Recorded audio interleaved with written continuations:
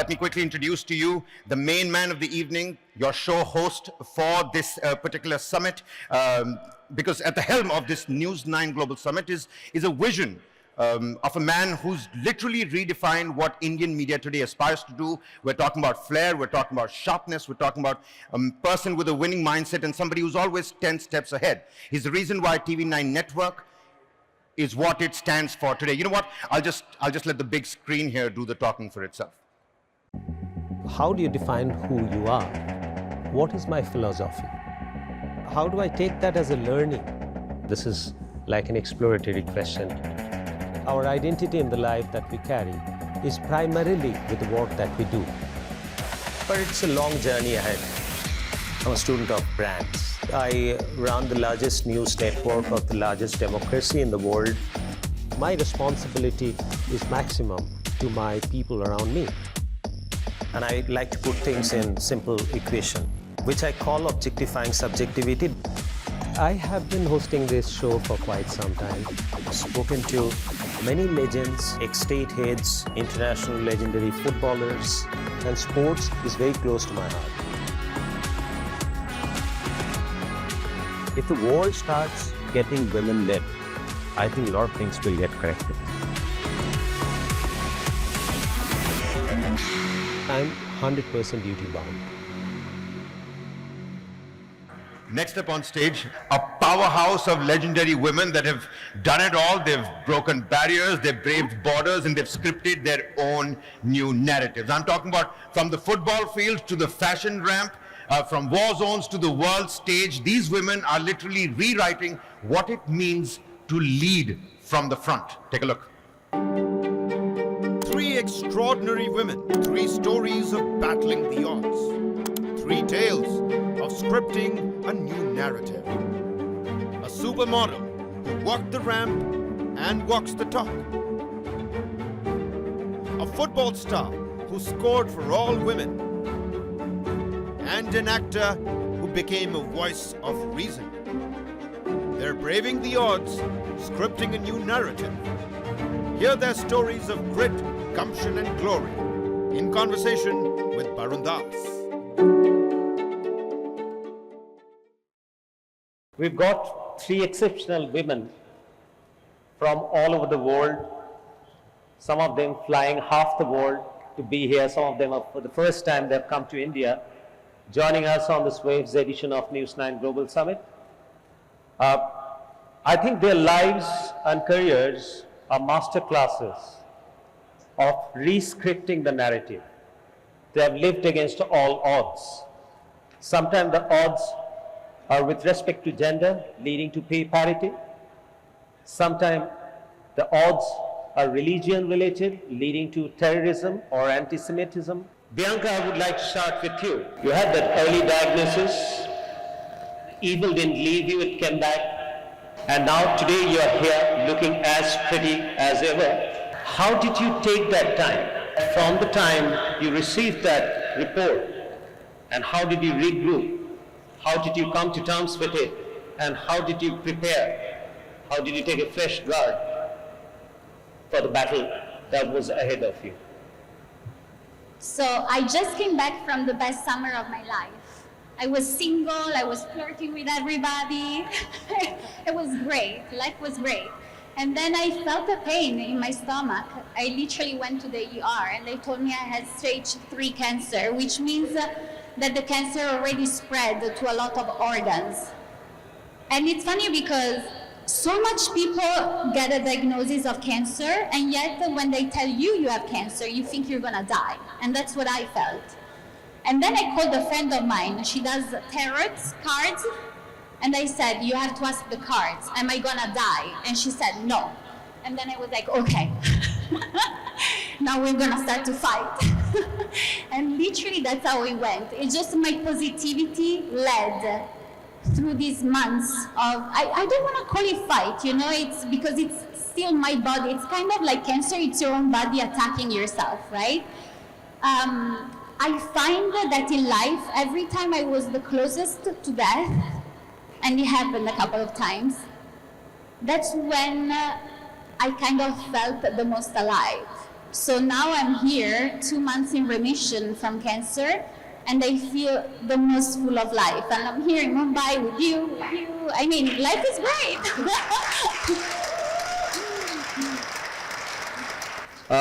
Ariane, I would come to you. You conquered the world on the football field. 2 times world champion, 4 times European champion, and you decided to play against the broken system of pay disparity. What motivated you to come to football? The pure joy we heard about life, and my pure joy has always been football. I know in India you love cricket, but I tell you football is an amazing sport as well to play. And from a very young age, I just love to play. If you ask my mom, like, when did Ariane start playing? Ever since she could walk, she would have the football next to her. And so growing up as a kid, you know, you have endless dream. I didn't even know there is a difference between boys or girls playing football. All I knew was I loved the sport, so I did it. And then getting older, I realized there might be a problem because women's football is not as big. It's growing now, thankfully, it's getting better. I wanted to be in the national team. I wanted to play for my country, and I knew I could, but I could never do it on the biggest stage because I was in the wrong body, I wasn't the man. And to still get out there and say, I can do whatever man can do, even if I'm a woman, I can be successful, I can do the sport I love. This was so powerful for me. There's so many great women out there, even before me, who set the stage, and I did the same. And now we're finally growing into a generation where it is totally normal for women to play football. In Germany, at least, there's still some countries where it's not the case, but we're building on it. And every woman should do everything she wants. If it's football, go out and play football and be paid for what you're good at. And that's not only football, it's all around, all businesses that are out there. Just because you're female, you're not limited. So go out there, enjoy what you do it good, and be paid as you deserve. Right. Rona-Lee, I would like to tell you that you have combined performance principle and politics in a very unique way. That comes naturally to you. So when you're mixing politics or advocacy with your performance or with your career, is there a positive rub-off that you get, or the rub-off is not quite positive always? It's a very deep question, because I feel like the situation in my country is very delicate and unique. And for me, speaking out for my country wasn't, I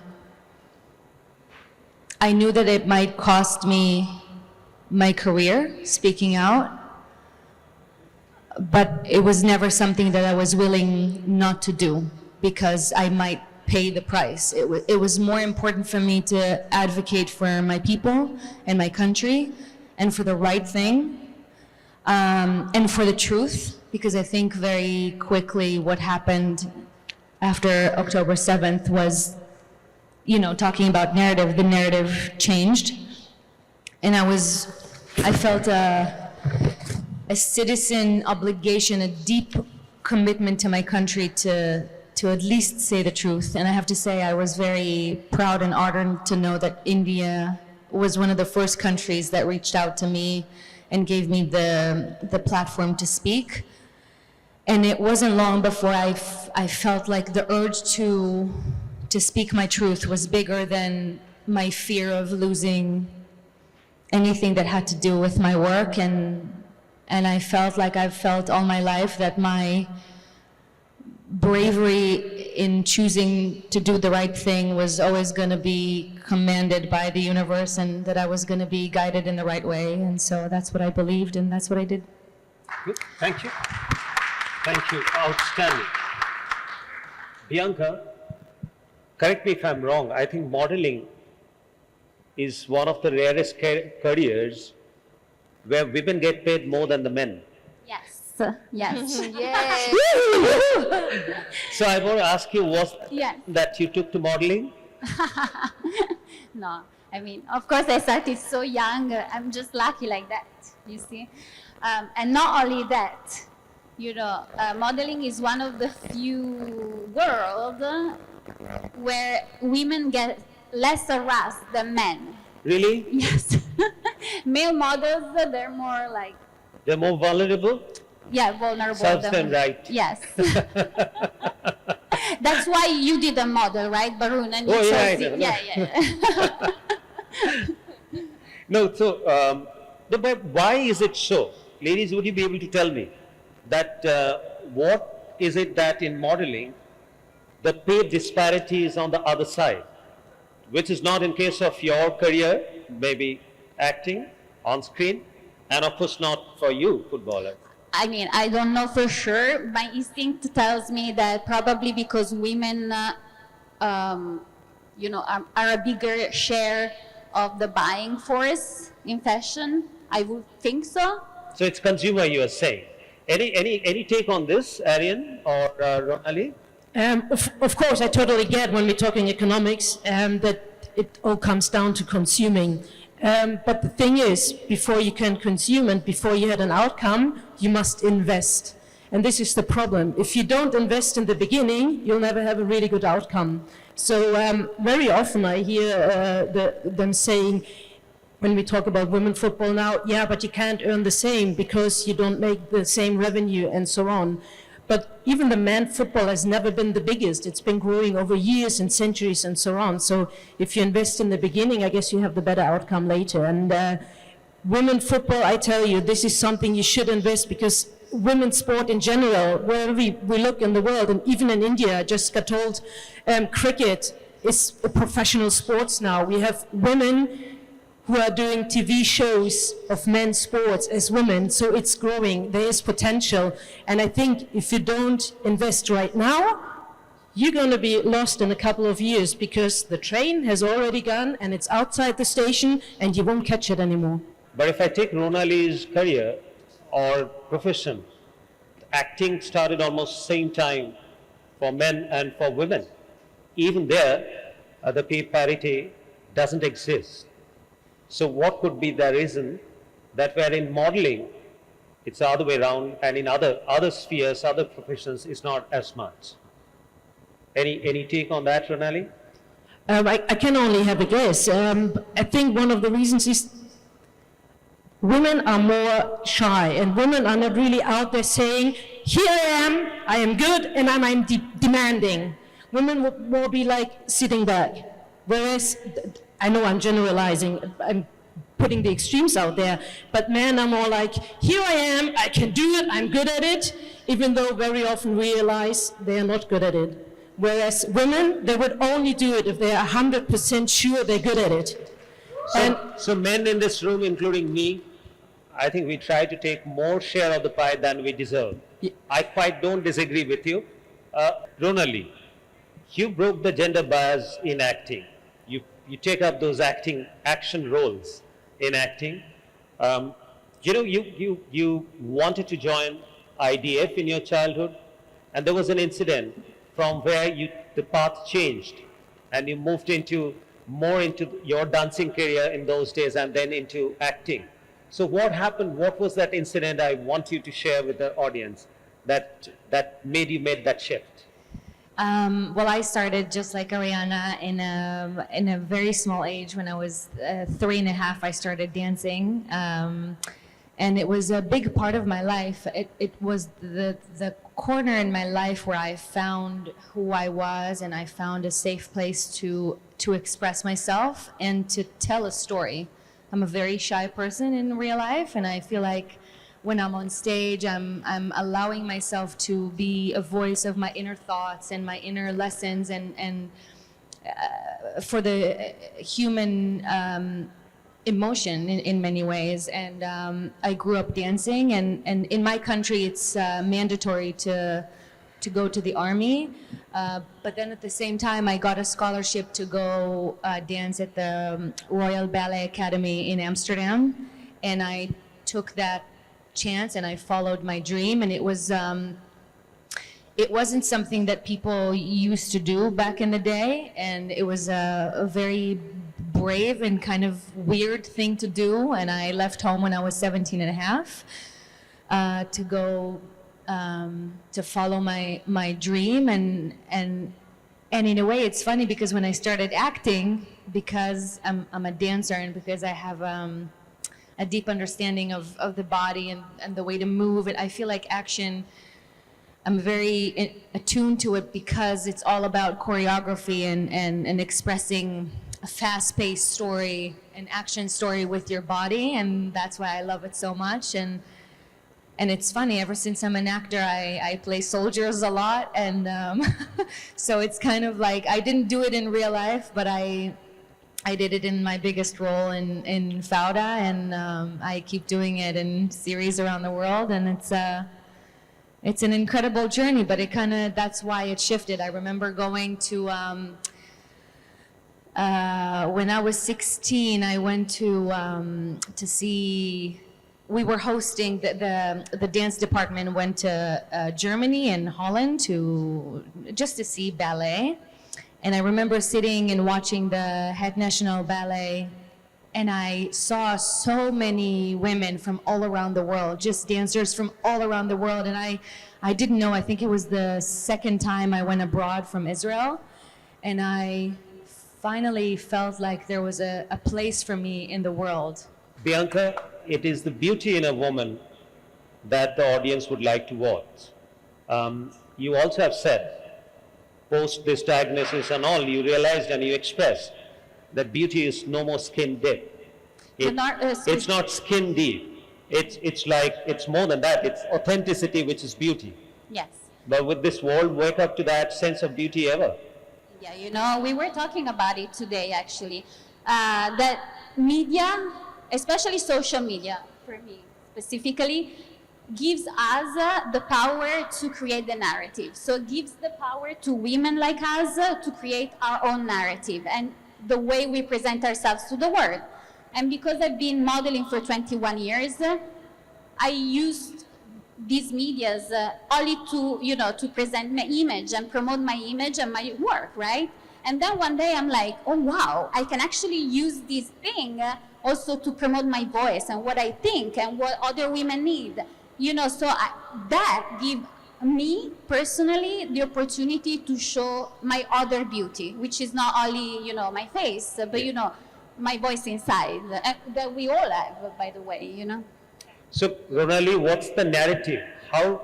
What one will have to do, or as a society collectively, that the narrative changes, that women get the equal opportunity in every sphere, and what is it that needs to be done? I feel like it starts with us a lot. Like Bianca said, I think coming together and unify as women and understanding what is important to us and what we need to see out there in the world, and starting to make the steps in order to get there, in order to do it ourselves and to create the spaces for us, whether it's the jobs that we want or the roles that we want in cinema, and not be afraid and be, first of all, each other's backs. And I also think it has to work together. It has to work with men as well. We cannot do it alone. We can't. We have to have given a space and taking that space and be brave enough. But it also gives us a stage as women to express ourselves, to be authentic, to be driven, to not be scared, to say what we want, to say how we feel, and to support each other while doing that. Now coming to Ari, when you built FC Victoria Berlin, did you want to break the system, or that was a quest to create something and recreate future? It was just a total new way to make things different. Football in Germany has a really long tradition. Obviously, it was always run by men. And so 6 women with me in total, we got out there and said, we want to change something. We want to be the first club in Germany and maybe even worldwide to have a 4 women's team just run by women. And to go out there and have a different approach, how we get money in, how we have storytellings and create something new, which I think is working really well. Because is it the men's world and the men's football is already really struck with the structures. They really manifested, and it's hard to have any changes. But I think women's football has the potential for changes, for doing things different. I think it's totally wrong, the wages that we have, talking about millions of dollars. 1:100 or so, maybe more. It's way too much. Like lower the prices, and of course, women football players should earn more, but also the men should earn less. But this is something we need to change, and I think there's a big potential there is. So with Victoria Berlin, we're trying to have a different approach, to attract a different audience, to have different storytelling, to build up a whole brand. And it's not just about football, it's so much more. It's being a game changer, being out there, supporting women, but also supporting men, like having a bigger community and not being so exclusive. And this is something that I think is really good, because one thing I love about football so much, it's a worldwide game. I know cricket is more popular in India, but even football is growing. You just have arguments, you have fights, Israelis, whatever, Germans. You just give them a football, they don't care about any problems in the world, they just play the game. Eric, you came to India for the first time, right? This is your first trip to India? Yeah, I love it, by the way. Thank you for having me. What a wonderful country. Thank you very much. I would like to tell you that we would try and make it happen that you keep coming back.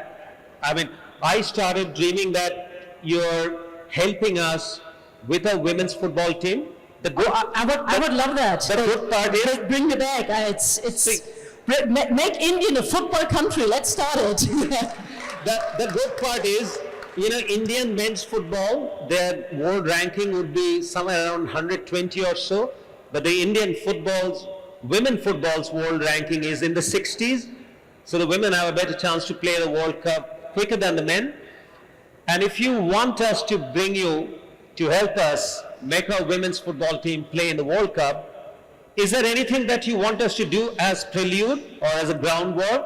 And then we should get back to you saying that, Ari, the field is ready for you. Do come over. Oh, absolutely. If I have the chance to develop football, women football, I'm all in for it. And right. I might not help you as much that you become a world champion, because I want the Germans to be world champions. Sorry about that. But I would love to help India growing women football. It would be an amazing task. Thank you. Bianca, there's possibly not a single global luxury brand that you haven't been associated with. From your Dolce & Gabbana, Prada, Fendi, Versace, name anything. Victoria's Secret. You have been all over the world, right? You've been in the fashion parade, in the fashion arena of Australia to South America to North America, the entire Europe, UK. I don't think that any place is left out other than India. So you came to India for the first time.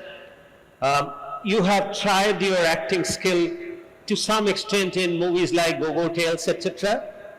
I don't think that it's a very absolutely unnatural idea to have you back to India and see that whether you fit into Bollywood or the Indian cinema. So will you be open for that? I'm so bad at languages, though. Would you take me speak Italian? Do you have any Italian roles? We'll teach you the language. Please, just me. I play all the Italians in all the Bollywood movies. No, but you know that my second largest audience is India. Look at this. Italy. So you're half done. Yes.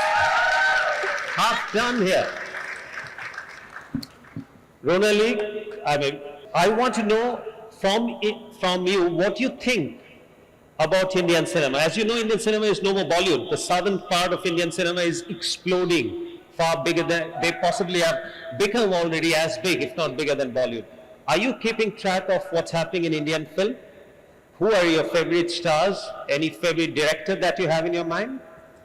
I mean, one of my favorite directors was just here. Shekhar Kapoor is it? So I've got the director, I've got the biggest star, so I've got everyone. Yes, I mean, I feel like I've been manifesting this for many, many years. I started traveling to India 10, 12 years ago. I first came here with the National Theatre for a play that did very, very well here, and it was amazing to see how a story in Hebrew touched the hearts of the audience here. It was one of the most incredible experiences of my life. And then I kept coming here to travel and to get to know India and the people.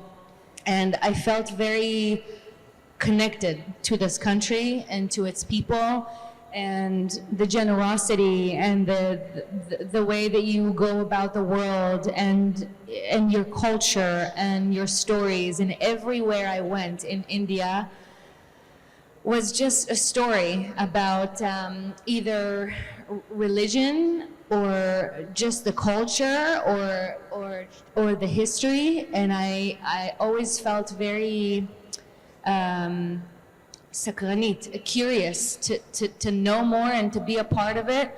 And it's something that I can't explain it. It's not logical. It's just I learned how to be happy in India, and I can't wait if I can cross over and share stories of India. I feel like what you guys are doing here at Waves,